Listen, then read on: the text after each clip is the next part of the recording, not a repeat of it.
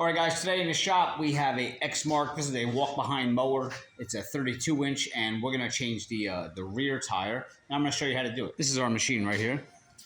And the tools you're going to need for this job is a 9/16 wrench, flathead screwdriver, and I have a battery-powered impact here with a 1/2-inch socket on it.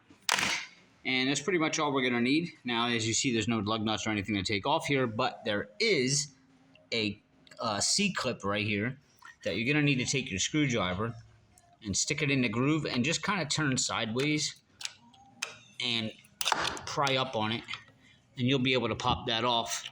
There it goes. A little hard to do with one hand here, but there it is. All right. And there's our clip. It's off.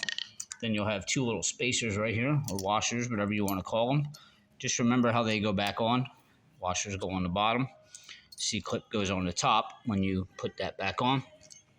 And now you'll try to pull it off, and you'll notice that it doesn't come off. Well, what you need to do is come over here, and you're going to see this little safeguard lever here, which if you take your 9/16 and loosen this nut, you'll be able to turn this lever and pull it up so that you're able to slide this whole wheel off.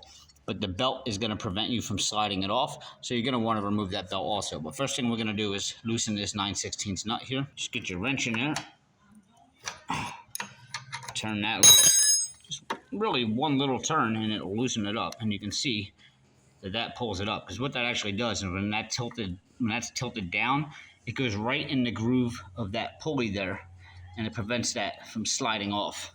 So you need to pull that up out of the way, just like that. And now our wheel is almost off, all right?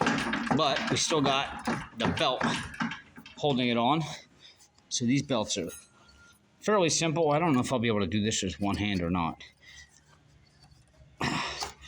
There we go, just slide that belt off of there. Now after I have my belt off here, you can see your brake here pretty much, which is hugging that drum. And if you pull on this handle, you can see that actually compresses on the drum. So if your wheel is not sliding off, that means you have to unlock it up here, all right, and take the pressure off of that brake.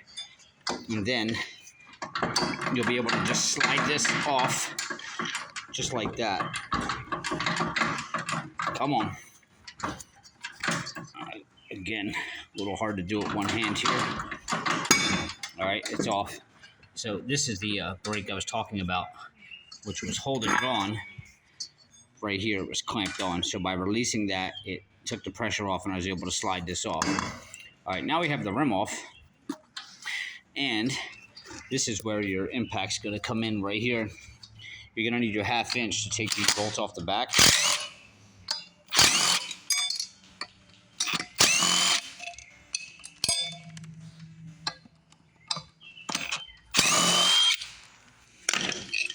All right, now careful when you're lifting this up. There's going to be some washers underneath this, but now those are all loose. You can just lift straight up on this and leave this the way that it's going to go back on, so you don't get disorientated later and forget. And there's the washers I was talking about. Set those over there. And now this, you'll be able to pull straight up, just like that. All right. And if it helps, you can just put your washers back on where you got them off of. All right. And this is basically how your whole assembly goes back together. So I just like to keep it in order as it's off so you don't forget. All right, now you're able to actually put this part in your vise here. So I would turn this up like that and put it in my vise. So I'm going to have to take this to the tire machine, break the bead, and take the tire off. And if you're looking on how to actually mount the tire, it was a couple of weeks ago I did a video. If you search down my channel or just go up to the search bar on my channel and type tire mount, and you'll see a couple tire mount videos, one specifically that focuses on these small tires, and I show you how to do it in like a minute, no joke, with no machine either. Just a vise, some dish soap, and screwdriver and a vice grip, and you can do it really fast.